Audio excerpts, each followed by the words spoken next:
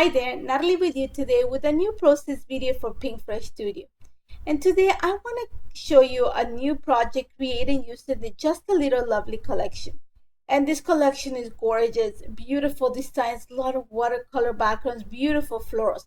But there's something new that's coming to PinkFresh Studio, and those are cut files. And these have been designed to match the designs in each one of the collections, especially for the office hours ones and the Just a Little Lovely. So what I've done outside of the camera is actually manipulated one of the cut files, not manipulated, but just isolated the floral part of a frame because I want to use them to kind of nestle my picture. And the idea came because I really love the Hope paper, and it's this paper that has the beautiful edge of design followed by the watercolor. So what I'm going to do is I'm going to fussy cut all the white part that you see underneath the design. I'm going to be careful to take all the white pieces, but I want to take it in one single strip because I'm going to use that actually in the next project. So you're going to see that I actually took it off camera, and now my idea is I am actually going to move the curvature, I'm going to say that curvy line that I created fussy cutting in to the center of the page. For that, I am going to use some double-sided tape to glue this paper that I fussy cut to a piece of double thickness cardstock because I'm going to add mixed media, but I'm going to move it so that it kind of sits in the middle of the page. So once I have that in place, and the beauty of it that is really easy to do it because the B side of this paper has a grid. So I just follow the line, added my double-sided tape, and just glue it in place. Once I have that in place, I'm going to cut the excess part of the paper because it's going to be a little bit of the green part or the teal part that is going to be extra. So I'm just going to fussy cut that part and save it because I'm going to use it for another project. So now that I have that ready, my idea is I want to add some color. I don't want to leave it teal, but I want to add some color. But before I do that, I'm going to make sure that even though this picture is going to change, the idea is that I want to add my cut file so that they follow that curvature. And I'm going to place my picture right is where the flower kind of dip.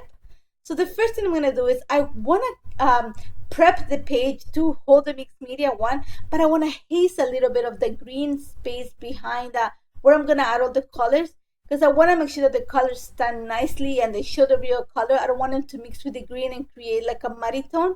So for that, I could have used yeso, but I had white acrylic paint at hand. It doesn't work the same, but I think my idea is when you add yeso, kind of like it doesn't cover the area. It's going to take a few coats of the yeso, but white acrylic paint has like a thicker consistency and a little bit more pigmentation, so it actually is going to cover some of the florals, and I'm okay with that. You're going to see that I kind of fade the paint a little bit towards the edges of the paper, but I'm not going to do anything to the, like I'm going to say the edges of that little fussy cut line because I do want the images to show there, but I want to make sure that the area where I'm going to put the cut file kind of like take away the image so that it's a blank space. Now that I have that, I make sure that I completely dry before I continue working, is I'm going to play with the liquid watercolors from PinkFresh Studio to create my background. And my idea is I want to have splashes of color kind of peeking from behind the picture.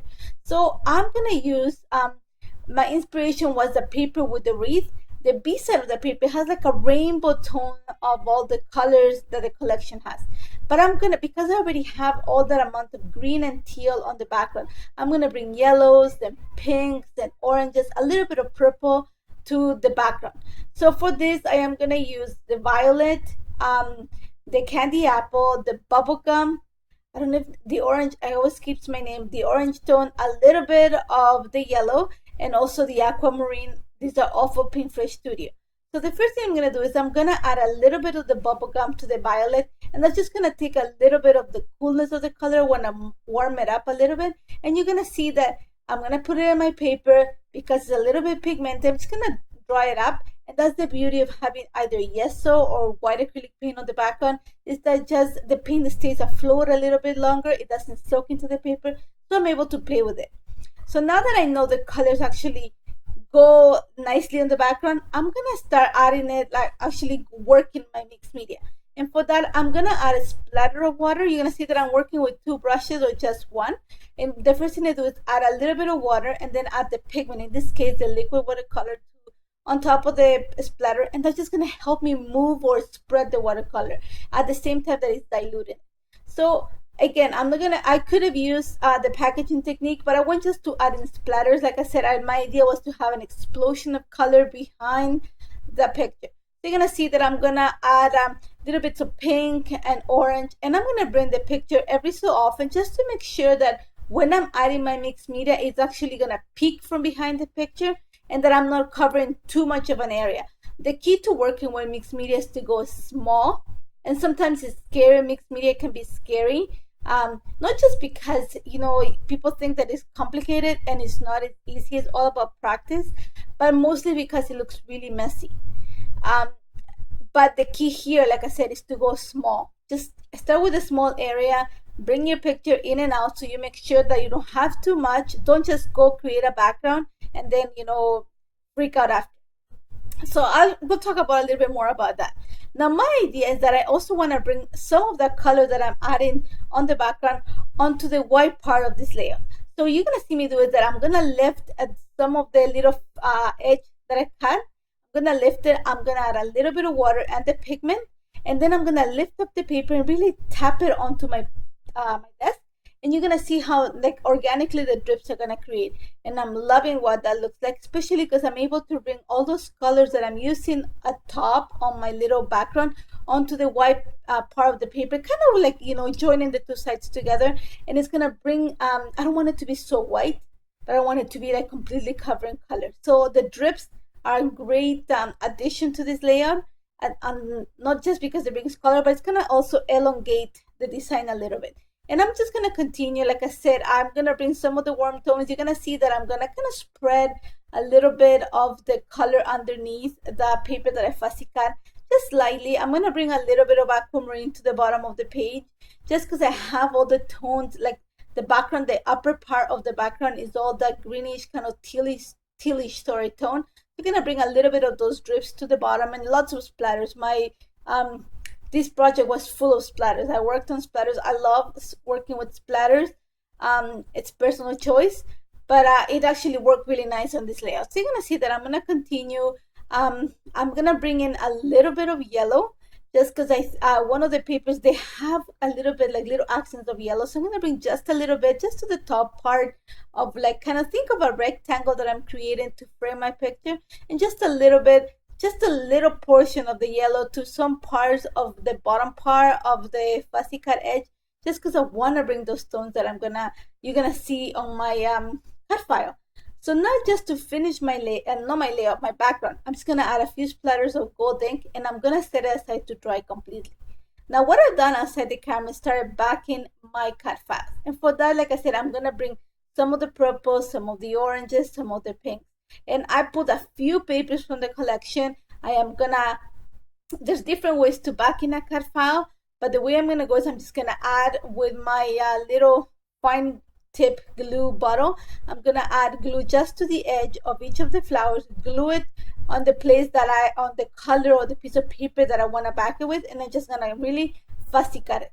Now what I did also outside the camera is just added a few pieces of paper behind the picture, just so it brings some of the same tones that I'm using to back the flowers. And I want it to stand out on the green background. So I'm going to add some of that yellowish tone, especially because it's going to make it stand out.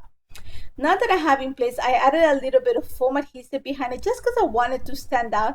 And then all I'm going to do is glue the cut file. So like I said, they follow that curvature line, and they kind of nestle the picture in between them.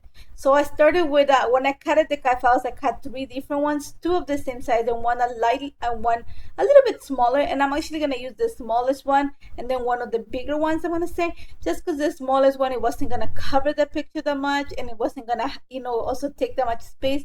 So the small is going to go right underneath the picture, and the bigger one towards the side of the picture. And that's pretty much my entire layout. All it has left to do is embellish, and I really love these acetate flowers that come in this collection. Oh my god, these are so beautiful. So I wanted to bring some of that gold tone and some of that really vivid colors. So you're gonna see that I'm gonna kind of add them underneath the fussy cut paper, just kind of coming off the paper. And I thought it was a great place to add the color. I'm not afraid of cutting some of them just to make them fit. And the way I'm gluing it is with a glue dot. And because I have those flowers that are like really deep in color, I'm able to put the glue dot behind it without losing transparency. Once I have that in place, I'm gonna work on my title. And like you're gonna see that I changed the picture. The first picture was my kids with my husband, but the more I worked the layout, I wanted something was just about my husband and I. And he is the love of my life, and we've been together for over 20 years. So I just wanted to make a layout just about him with florals, because florals always go well with anything. So I'm gonna create my title using a combination of the puffy word stickers and also those big white alphas that come in the collection, and it's gonna read "You Always." Once I have that in place, and because I have all that negative space, all that empty space, not empty, well, yeah, the top of the layout is kind of not busy, I'm gonna add my title there, and I'm gonna add just a little heart right next to it. And then I play with some ideas of adding more embellishments, but I really love these phrase stickers, and they actually had those warm tones that I have on the florals. So I'm going to use just a few, one to complete my title, another one, I'm going to add them especially in the areas where I have those florals, those acetate florals, and just another one right underneath, I'm going to say where the two floral pieces meet, the cut files.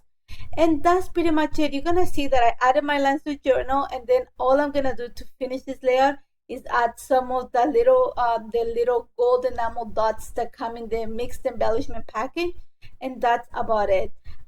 This layout did take some time. I'm not gonna say it took no time. It did take some time to put together just because of the mixed media, but I love how this turned out. Make sure you check out the collection. This collection is gorgeous.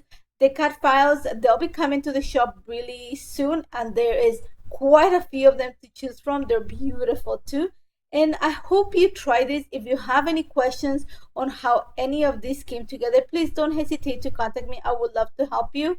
And like I said, don't forget to check the collection, and also check the blog. There's another project that I created with the Just Little Lovely collection, and I think you're gonna like it too.